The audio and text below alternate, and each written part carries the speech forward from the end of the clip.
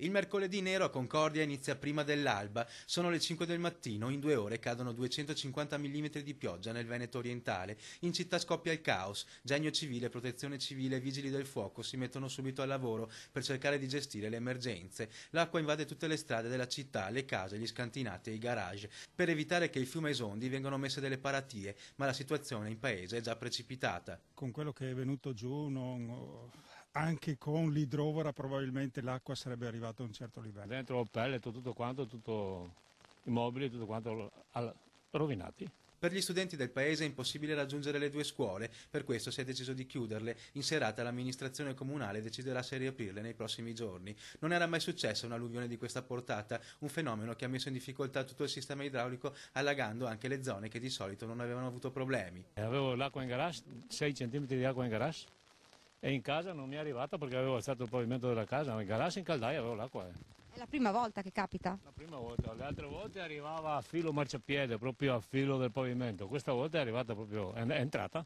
Il livello del fiume fa paura, ora è continuamente monitorato, i canali in periferia sono esondati, questa è la provinciale che collega Concordia Sagittaria a Portogruaro, fino a mezzogiorno è impossibile percorrerla, solo i mezzi dei vigili del fuoco riescono a passare, ora inizia la conta dei danni.